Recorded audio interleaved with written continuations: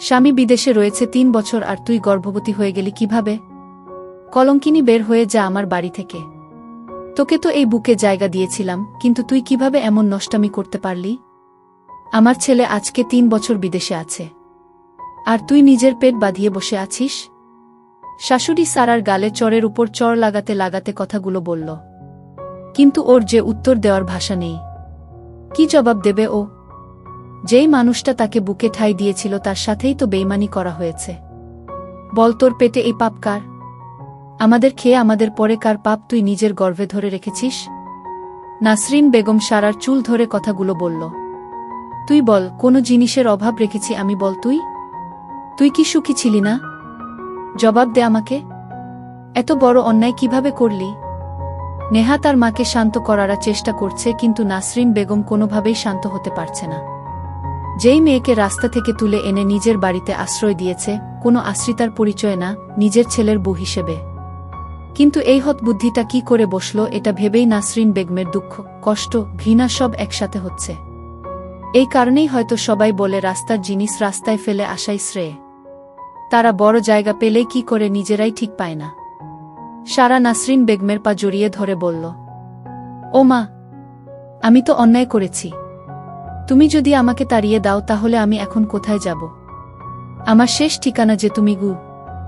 নাসরিন বেগম সারাকে পা থেকে উঠিয়ে দাঁড় করিয়ে আবার ওর গালে ২-৪টা চড় লাগায়। তোর মুখখানা দেখলে ঘৃণায় আমার বমি আসছে। তোকে মাফ করব কিভাবে? কলঙ্কিনী, আমার ছেলেটা বিদেশে গিয়েছে কার জন্য? আরে হতভাগী, সে তো তোর জন্যই পাড়ি জমিয়েছে বাইরে, যাতে করে তোদের ভবিষ্যৎ উজ্জ্বল হয়। কিন্তু তুই একই করলি। কার পাপ পেটে ধরলি? পাশের বাড়ির মালিহা বলে, কাকিমা, আমি কয়দিন আগে দেখেছি একটা লোক জানালা দিয়ে সারা ভাবির ঘরে প্রবেশ করে। আমি তখন বিষয়টা বুঝতে পারিনি বা আমার মাথায় এই জিনিসটা কাজ করেনি, কিন্তু এখন বুঝতে পারছি। ভাবির পেটের বাচ্চার বাবা তাহলে সেই লোকটা। নাসরিন বেগম ফোনটা হাতে নিয়ে ছেলের কাছে কল দেয়। আমান কলটা ধরে, মা, তুমি কেমন আছো? প্রেশার কেমন এখন? নাসরিন বেগম ছেলের কথা শুনে হাউমাউ করে কেঁদে ফেলে। কি বলবেন তিনি তার ছেলেকে? তোর বুয়ের পেটে অন্যের সন্তান? এসব ভাবতে ভাবতে নাসরিন বেগমের ব্লাড প্রেসার হাই হয়ে যাচ্ছে। মধ্যবিত্ত পরিবারের ছেলে আমান। উচ্চ মাধ্যমিক পরীক্ষা দিয়েই আর পড়াশোনা করা হয়নি বললে ভুল হবে, আসলে ওর পড়াশোনার প্রতি আগ্রহ একটু কম ছিল। বাবার বেশ কয়েক বিঘা জমি থাকায় চাষবাসের কাজে লেগেছিল, কিন্তু কয়েক বছর পর নতুন আবদার করে বসে মায়ের কাছে সে বিদেশে কাজ করতে যাবে। নাসরিন বেগম বেশ কয়েকবার বারণ করেছিল যে, বিদেশে গিয়ে তুই কি করবি? আল্লাহ আমাদের জমি জমা তো আর কম দেয়নি, তুই চাষ কর। না মা, তুমি জানো না আজকে বাইরের দেশে কাজে গেলে কত মূল্য, কত টাকা আয় করা যায়। কিন্তু কোনো কিন্তু করো না মা।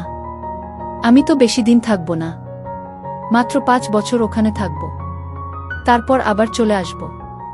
এখানে এসে একটা বর্ষর ব্যবসা করব।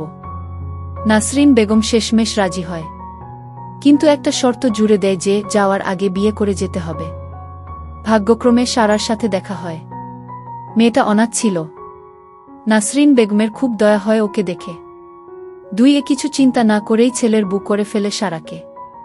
সারা যেমন মিষ্টি মেয়ে তেমন তার ব্যবহার, কিন্তু একই করে ফেলল। নাসরিন বেগম ফোন কানে ধরে এসব ভেবেই যাচ্ছে। ওপাশ থেকে ছেলেটা কথা বলেই যাচ্ছে, সেটা তার খেয়ালের বাইরে চলে গেছে। হঠাৎ মনে হলো ছেলে কিছু বলছে। মা, তুমি কাঁদছো কেন? কি হয়েছে তোমার? বাড়িতে কি কেউ নেই? আমাকে বলো কি হয়েছে। সবাই ঠিক আছে তো? বাবা ঠিক আছে তো? নাসরিন বেগম আঁচল দিয়ে নিজের মুখ চেপে রেখেছে। কান্নাটা থামানোর বৃথা চেষ্টা চালিয়ে যাচ্ছে, কিন্তু কোনোভাবেই কান্না বন্ধ করতে পারছে না। বাবারে, আমাকে মাফ করে দিস, আমাকে মাফ করে দিস। আমি মা হয়ে তোকে বিপদের মুখে ফেলে দিয়েছি। কোনো বিপদে ফেলেছ মা? বিদেশে তো আমি নিজ ইচ্ছায় এসেছি। তাছাড়া আমি তো সুখেই আছি, বিপদ কিসের? তোকে বিয়ে দিয়ে আমি সর্বনাশ ডেকে এনেছি।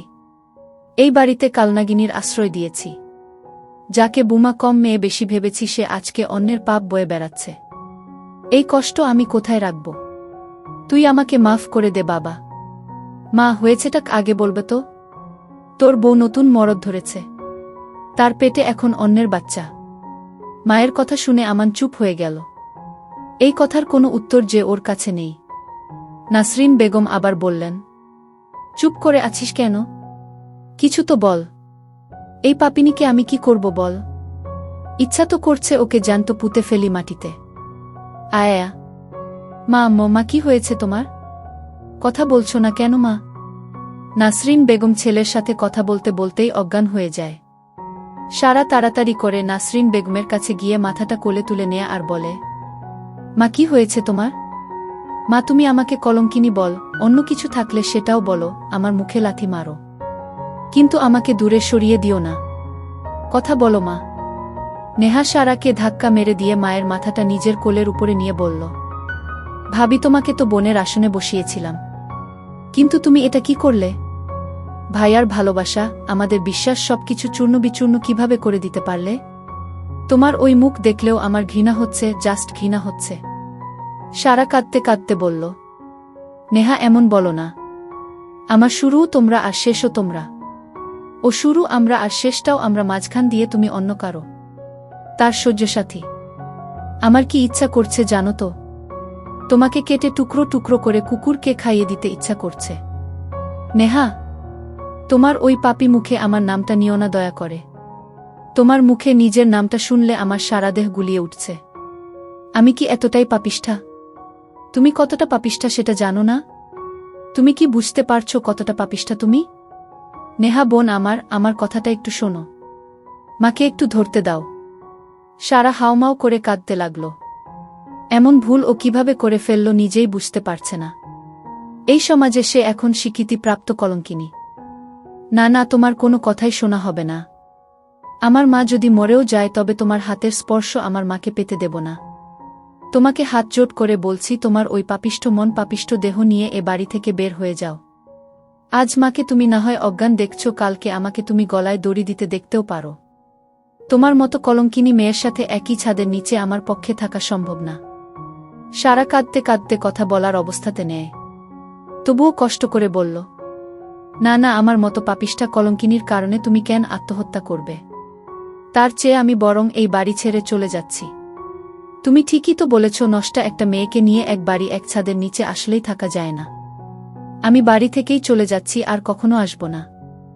আমার মতো কলঙ্কিনীকে নিয়ে আর কোনো কথা শোনা লাগবে না তোমাদের।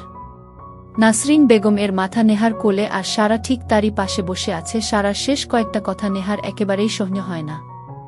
ওর যেন মনে হয় সারা ওকে ইমোশনাল ব্ল্যাকমেইল করার চেষ্টা করছে। তাই রাগে রাগে সারা গালে কয়েকটা চট বসিয়ে দেয়। বয়সে ছোট একটা মেয়ের হাতে সারা চট খেয়ে একটু অবাক হল না সারা, কারণ এটাই যে ওর প্রাপ্ত ছিল। পাপের ফল ভোগ করাই লাগবে। নেহা প্রতিবেশী দুই একজনের সাহায্য নিয়ে নাসরিন বেগমকে খাটের উপর শুইয়ে দেয়। সারা এখনো চুপ করে বসেই আছে একই জায়গাতে, শূন্য দৃষ্টি নিক্ষেপ করে আছে। চোখ দুটো যেন কোনো ঝরনা ধারা হয়ে গেছে, থামার নামই নেই।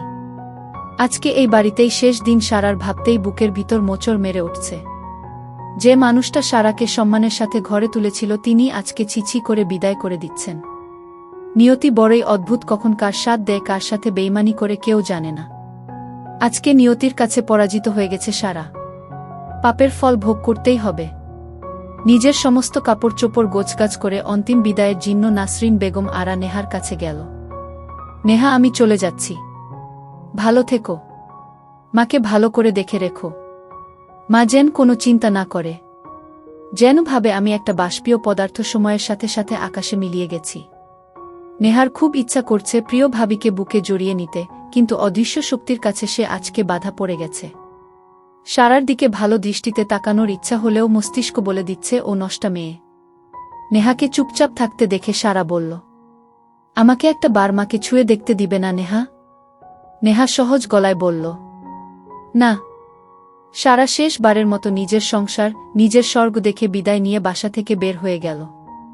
হাতে একটা ব্যাগ আছে, তাতে হয়তো কয়েকটা পোশাক। গন্তব্যহীনভাবে হেঁটে চলেছে সারা। কোথায় যাবে, কার কাছে সাহায্য চাইবে, কিছুই বুঝতে পারছে না। আজকে সারার হাঁটার কোনো শেষ হবে না। শুধু আজকে কেন, হয়তো সারা জীবন এমন ছন্নছাড়া হয়েই কাটিয়ে দিবে। সন্ধ্যার দিকে সারা মেইন রোডের ধার দিয়ে হেঁটে চলেছে। খুব কষ্ট করে হাঁটছে কিন্তু দেহ দুর্বল হওয়ার কারণে যখন তখন মাথা ঘুরে পড়ে যেতে পারে। পাশ কাটিয়ে একটা গাড়ি যাওয়ার সময় দাঁড়ালো। আপু, আপনার কি কোনো হেল্প লাগবে? না, আমি ঠিক আছি। আমানের বাড়িতে রাত 8টার দিকে নাসরিন বেগম কিছুটা সুস্থতা অনুভব করছে। নেহা থালা থেকে ভাত আর ডাল দিয়ে মাকে নিজ হাতে খাইয়ে দিচ্ছে। নাসরিন বেগম খাবার মুখে নিতে গিয়েও নিতে পারল না। আবার সেই কান্না শুরু করে দিল। নেহা, মা বলতো ওকে কিসের অভাবে রেখেছিলাম? ও এটা কি করল? আমাদের বিশ্বাসকে নিয়ে এভাবে খেলা করতে পারল কিভাবে? মা যে গেছে তার চিন্তা বাদ দাও, তুমি খেয়ে নাও তো। নেহা, সারা এখন কোথায় আছে? ওর কোনো খোঁজ পেয়েছিস?